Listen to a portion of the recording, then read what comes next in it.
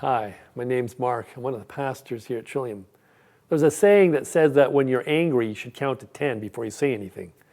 I think that's really good advice, and when I have followed it, it has brought some good results in my life. I haven't said things I've later regretted.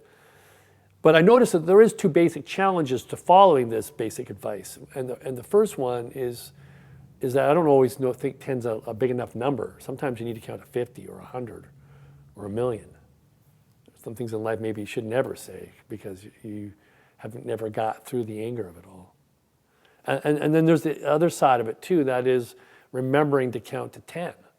I mean, when I get peeved or frustrated or angry in life, a lot of times I forget to count at all. I'm so caught up in that moment, I don't even think about it. And then words come out or actions happen and I regret them later on. We all, I think, have been in those circumstances. When I asked the congregation, has anybody regretted not counting to 10, they've put up their hands, everybody, because we've all been in that place.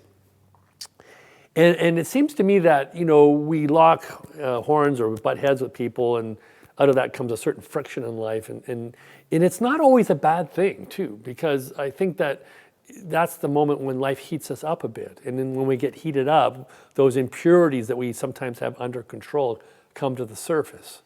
And they need to be removed from us. God talks in many parts of the Bible about purifying us, bringing us to a sense of wholeness or holiness, and having the impurities removed. We looked at the passage from Malachi that talks about the metal worker who works with the gold or the silver, and the alloy is removed. The impurities are taken out till you get pure gold and pure silver.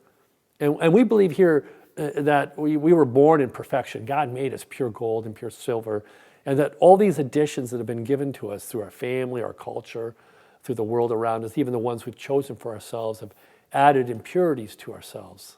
And so the task is, in a sense, to unlearn patterns of behavior that have, in a sense, corrupted us, or to allow the movement of the Spirit to heat up our lives so that the impurities can come to the surface and then removed from us. In the old metal working patterns, they called it dross. Dross is when the impurities of the metal, the liquid metal, meet with the oxygen of the air. When the air interacts with the metal alloy, the impurities form in what's called dross. And that's a good thing when it happens, even if it's painful. Often we speak out of our ego voice. Again, Course in Miracles says the ego always speaks first and loudest. And the divine voice, the voice of the Holy Spirit, speaks second and much quieter. Which means when we go through life, we're often speaking out of our ego voice. We're speaking from the dross or the surface level of our lives where the impurities are found, rather than allowing the voice, that deeper voice, to speak from that pure gold or silver that's in us. It seems to me that we sometimes flinch away from the heat of life, but the passages in the scriptures say that it's exactly where life is hard, where the grind happens, where the heat builds up, that we get a chance to become pure or holy in the really hard places of life, in our personal relationships, in our circumstances, in the world's travails. We get a chance to heat up and have the impurities removed from us. I mean, if you're on some great adventure, if you're committing your life to some passion greater than yourself, some cause greater than yourselves, then you have to make big changes in your life. And that those changes are usually the things that you need to let go of in the first place.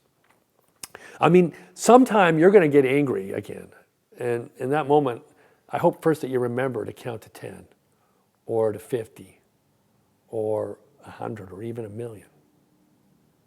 See, the voice of the ego wants to speak first in you, but if you are able to delay it long enough, then that holy voice, the voice of God, speaks.